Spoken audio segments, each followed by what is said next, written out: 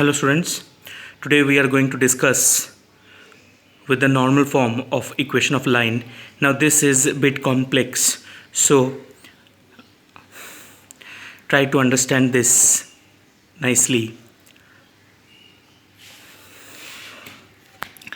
Now normal form of equation. Yesterday we have learned the intercept form of equation and this is the normal form. So first of all, when you are supposed to apply the normal form, you are supposed to apply the normal form when you will be asked to calculate the equation of this line L. See this line which is cutting the x and y axes. And the given condition is a normal or perpendicular from the origin to the line. It is a perpendicular from the origin to the line. This P is given and the angle, that is this one, which this normal is making with the positive direction of the x-axis, that is this omega angle, is given.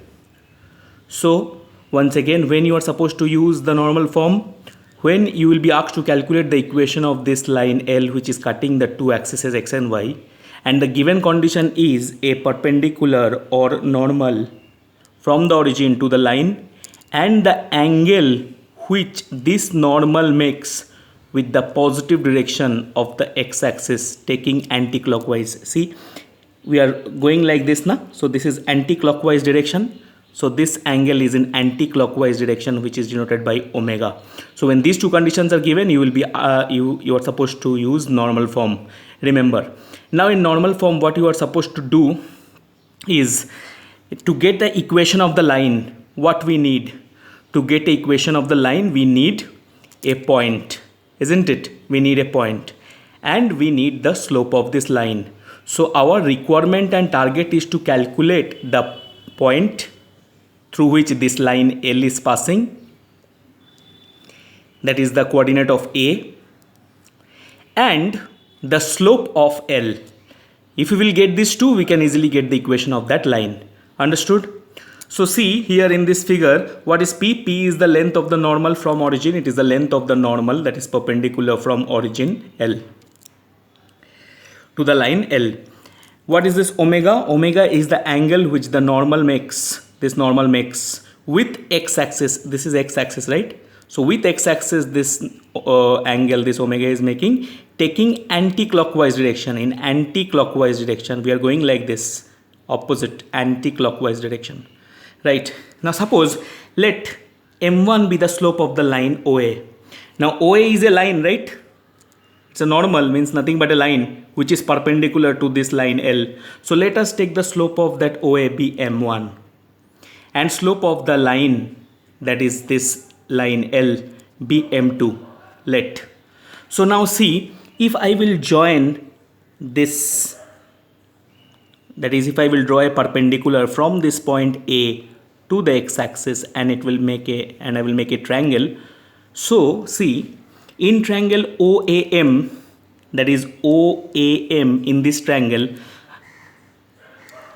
cos omega, if I will take cos of this angle, so cos theta is what? Cos theta is what? Base by hypo. Cos theta is base by hypo, right? Cos theta, cos, here theta is omega. So cos omega is base by hypo. So what is base? Base is OM. What is hypo? Hypo is OA. So cos theta is base by hypo. So base is OM and hypo is OA. I hope it's very clear. So cos omega equal to OM by OA. What is the OA? Hypo. It is P. It is that perpendicular. So P. So in place of OA, we can place E. PP. So what will be your OM? Your OM will be, if you will do cross multiplication, your OM will be P cos omega. So we got our OM. So we have got our OM. Now, what is actually this OM? what is actually this OM? This OM is nothing but the x x coordinate of this point A. Suppose a point is over here and this is suppose x, this is suppose the x axis, it is 3, and this is suppose the y axis, it is 2 coordinate. So what you will write, the point of this coordinate of this point A, 3 comma 2 you will write now. So this M, whatever it may be, it will be the x